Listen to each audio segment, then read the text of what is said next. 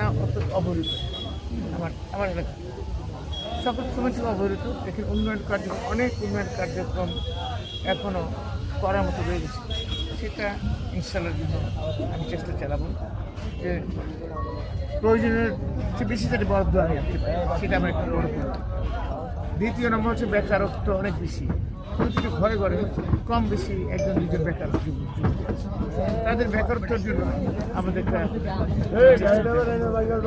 এটা সরকারি চাকরি যেমন একটা করতে হবে, বৈদেশিক কর্মসংস্থান এবং ব্যবসা করতে হবে।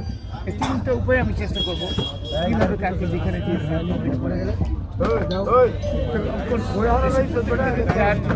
অনুযায়ী প্রত্যেকটা ক্ষেত্রেই কিন্তু আমাদের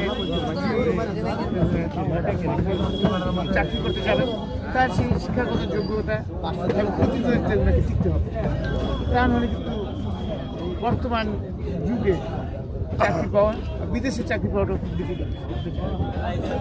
সেটা আমার দ্বিতীয় পরিকল্পনা। 3 নম্বর হচ্ছে নারী সমাজ। নারী সমাজের ক্ষেত্রে আমরা একটা বলছি যে তাদেরকে প্রত্যেক শ্রমজীবী আছে, যে কর্মজীবী আমাদের যে পুরুষ লোক এরা কর্ম করে থাকেন, নারীরা বাসার কাছে সেখানে তিনাদের জন্য 10টা মোরগ, 10টা হাঁস, 3টা ছাগলের বাচ্চা যদি পারে, পাশাপাশি গরু বাছুর যদি পারে এবং 3-4টা যদি সুপারি গাছ লাগায়, সেটা কিন্তু একটা আয়ের উৎস হতে পারে। খুব কম পুঁজির মধ্যে সেটা হয় এবং একজন মহিলার পক্ষে মানে এটা সামাল দেওয়া সম্ভব, খুব বড় আকারে, ছোট। এবং সেটা যদি তারা করতে পারে তাহলে দেখা যাবে বছরের পরে তারা একটা আয়ের উৎস হচ্ছে, সংসারে একটা আয়ের উৎস হবে এবং কিছু সাশ্রয় করতে পারে।